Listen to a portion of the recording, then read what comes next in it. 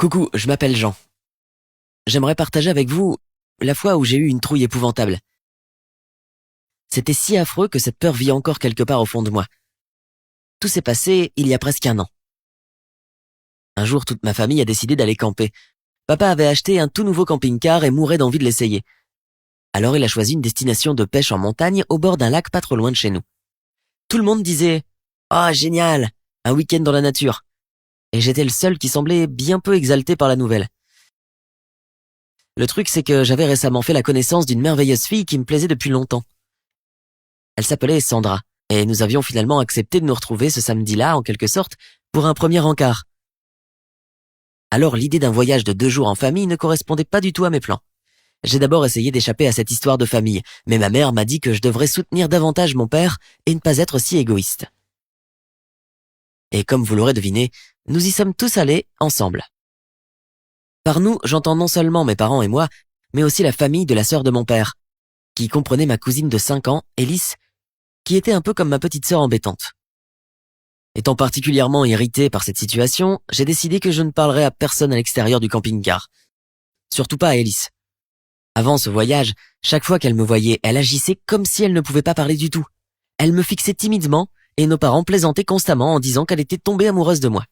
Mais cette fois-ci, elle n'arrêtait pas. Peu importe ce que je faisais, elle était là avec moi à poser 1 million de questions. Quand j'envoyais un texto à Sandra, elle me demandait à qui j'écrivais. Et quand j'étais sur Instagram, elle me disait « Laisse-moi appuyer sur le bouton du cœur » et ainsi de suite. Au bout d'1 heure, je priais déjà pour qu'elle se taise, qu'elle s'endorme, ou qu'elle fasse autre chose qui la ferait garder le silence. En plus, mes amis m'envoyaient des photos d'eux s'amusant à Aquapark, alors que j'étais sur le point de crever d'ennui avec ma merveilleuse famille. Donc oui, on peut dire que j'avais vraiment le moral dans les chaussettes. Lorsque nous sommes finalement arrivés au camping, il s'est avéré que 2 autres familles comme la nôtre s'apprêtaient à y passer leur week-end. Mais évidemment, pas une seule personne du même âge que moi, ni même près de mon âge. Je ne plaisante pas, je suis resté coincé pendant 2 jours avec mes parents et d'autres amoureux de la nature et leurs enfants. Et sans oublier l'agaçante Élise. J'avais l'impression que ma vie était sur le point de se terminer. Mais les choses ont empiré. Il s'est avéré qu'il n'y avait presque pas de réseau là-bas. Il n'y avait qu'un seul endroit où il y avait au moins une connexion intermittente, mais c'était loin de notre camping et même le signal était assez faible la plupart du temps. Au début, je pensais que le camping-car de papa avait un routeur Wi-Fi. Mais papa l'avait volontairement éteint pour que personne, et moi en particulier, ne soit attiré par le monde extérieur.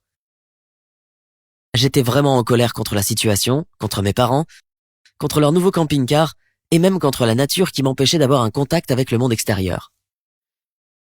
Puis tout le monde a décidé d'aller se promener et de prendre des photos dans la nature. Non seulement je ne voulais aller nulle part, mais j'attendais aussi un SMS de Sandra. Pour le recevoir, comme tu le sais déjà, je devais m'aventurer hors du camp.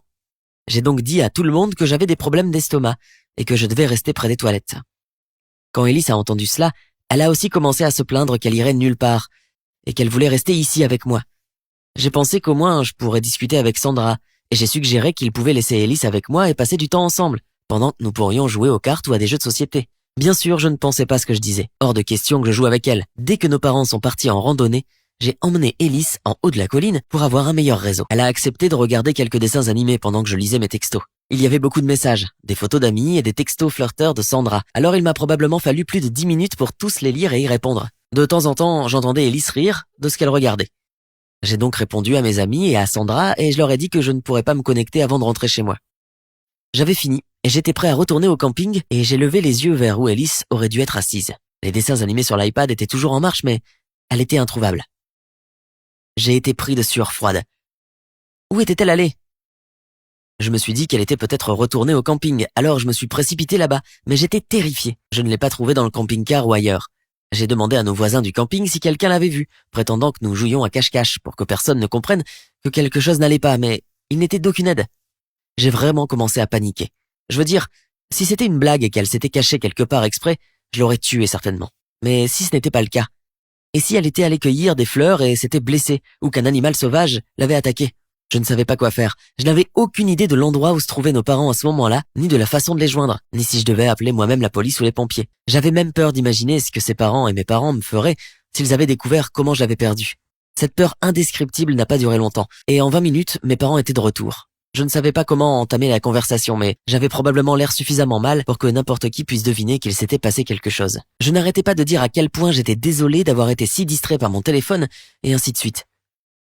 Mais personne n'écoutait. Tous se sont dispersés dans différentes directions en criant et en appelant le nom d'Alice. Et je me tenais immobile, tétanisé, en face de notre camping-car, pleurant et suppliant Dieu de nous laisser la retrouver saine et sauve. J'avais même promis que si on la trouvait, je jetterais mon téléphone dans la rivière. Je savais à quel point cela pouvait sembler pathétique, mais tu n'imagines pas à quel point j'avais envie de pouvoir remonter dans le temps. On aurait dit que toute une éternité s'était écoulée quand quelqu'un a hurlé « La voilà !» Il s'est avéré qu'Alice était allée aux toilettes et qu'elle m'en avait même informé. Mais j'étais trop occupé avec mon téléphone pour lui prêter attention et je l'ai apparemment pas entendu. Et quand elle a essayé de retrouver le chemin du retour vers l'endroit où nous nous trouvions, elle a essayé de prendre une autre route et elle s'est un peu perdue. Elle a vu un buisson avec des baies sauvages et a décidé d'en cueillir quelques-unes pour m'impressionner. Quand elle en a récolté suffisamment, elle est partie à la recherche de l'endroit où elle regardait ses dessins animés, mais elle ne l'a pas trouvé, a eu peur et a décidé de rester où elle était. Puis elle a entendu quelqu'un crier son nom. Elle a répondu et c'est ainsi que ma mère l'a trouvée. Elle avait l'air d'avoir pleuré très fort, mais elle allait bien sinon. Et elle tenait toujours ses baies dans ses mains. Bien sûr, mes parents m'ont bien engueulé et j'ai été tellement puni que j'ai passé les 2 mois suivants sans internet du tout. Mais honnêtement, ça n'avait strictement aucune importance parce que je savais à quel point je me sentais coupable et fautif. Et je sais que je ne pourrai jamais oublier le regard de mes parents, rempli de peur et de déception totale. Je promets de tout faire pour ne plus jamais revoir ce regard. Et même si presque 1 an s'est écoulé depuis l'incident, je continue d'éviter de regarder les parents d'Alice droit dans les yeux. Je sens une tension entre nous. Même si à l'époque au camping il disait que personne ne me blâmait et que je ne devais pas m'inquiéter.